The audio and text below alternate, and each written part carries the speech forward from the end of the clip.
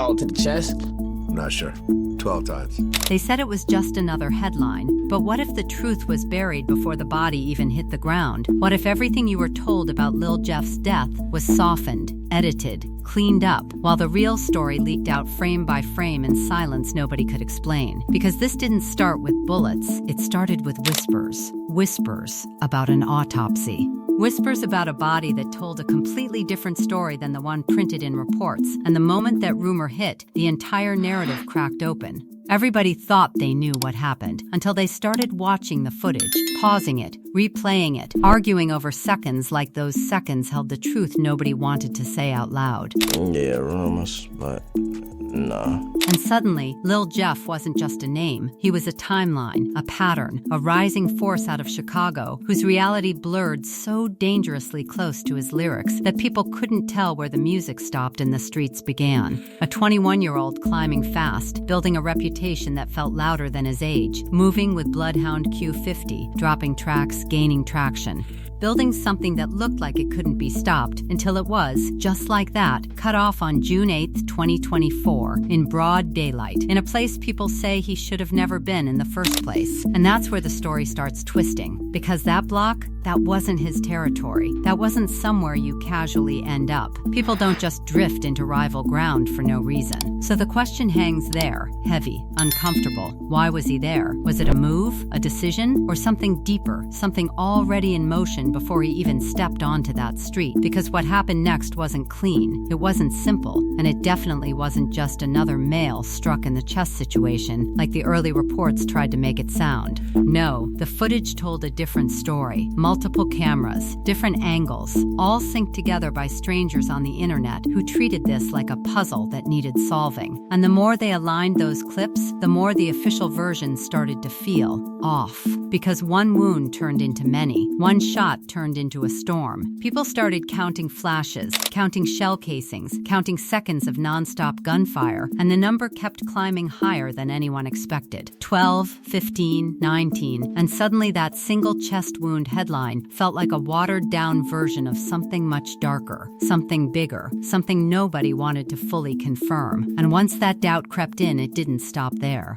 Because when one part of the story doesn't add up, everything else starts looking suspicious too. Every movement, every person on that block, every second before and after the shooting. And then comes the part that makes people uneasy. The people who were there, not strangers, not random figures, but his own circle, his own people, his cousin Q50, the one name that keeps resurfacing no matter how much it gets denied or brushed off. Because when Q50 was asked if he was there, the answer came quick. No, just rumors. But the footage doesn't speak clearly, but it doesn't stay quiet either. Blurry figures, movements, timing, enough for people to start connecting dots, enough for questions to grow louder instead of fading away. Because if he wasn't there, why does it feel like he was close enough to know exactly how it went down? And now the narrative splits in two. On one side, you've got the official version, simple, controlled, almost too clean. On the other side, you've got the street version, built from clips, from angles, from slow-motion breakdowns that suggest something far more intense happened in those seconds. And the gap between those two versions, that's where all the tension lives. That's where the mystery grows.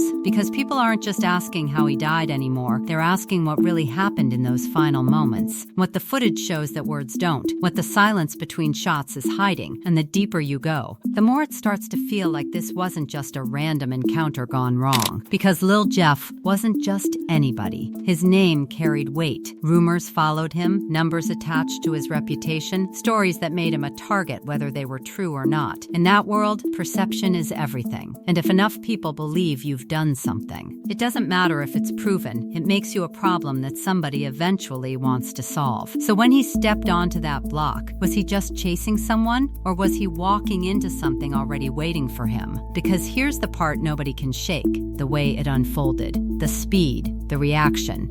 The way the porch lit up almost instantly like it was ready, too ready. And people keep asking the same question over and over again. Was that just coincidence? Or was it timing that had been set long before he arrived? Because when you watch it back, when you really watch it, it doesn't feel random. It feels like something clicked into place the second he committed. And once that idea gets into your head, it doesn't leave.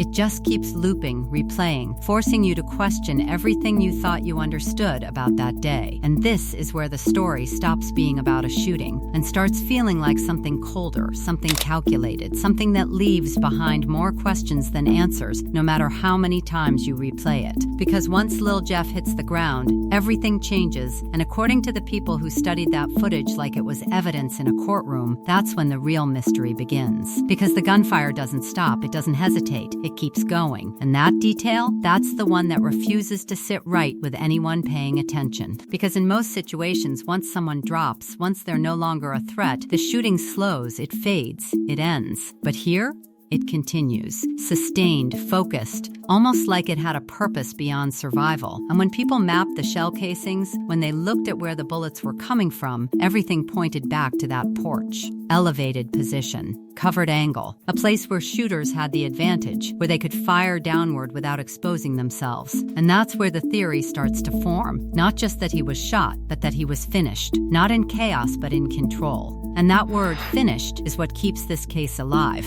Because if even a fraction of that is true, then those final seconds weren't just about defending a block, they were about making sure there was no coming back. And suddenly, it doesn't feel like a shootout anymore. It feels like something closer to an execution, even if nobody can prove it clearly through grainy footage and scattered frames. But the pattern, the timing, the positioning, it all feeds into that same uncomfortable possibility. And then comes another layer, one that makes everything even harder to ignore. Toxicology reports circulating, hinting at substances in his system. Fentanyl, cocaine, alcohol, and people immediately start connecting dots. Was he thinking clearly? Was that why he moved alone? Why he chased someone into a situation that felt stacked against him from the start? Or was that just another piece of noise, another distraction in a case already drowning in speculation? Because here's the truth, even if he wasn't fully clear-headed, that doesn't explain everything. It doesn't explain the timing. It doesn't explain the response. It doesn't explain why everything seemed to unfold so perfectly for the other side. And that's why this doesn't end. Because every piece of this story leads to another question instead of an answer. The count that doesn't match the report. The porch that held the advantage. The shots that may have continued after he fell. The toxicology that raises more questions than it resolves. The missing seconds where everything could have changed but didn't. The cousin whose words don't fully silence what people think they see in the footage. It all stacks up. It all builds into something that feels unfinished. Because maybe it really was just a bad decision, a moment of impulse that went wrong in the worst possible way. Or maybe, just maybe, there were too many coincidences, too many perfect alignments, too many details that fit together just a little too clean for it to be random.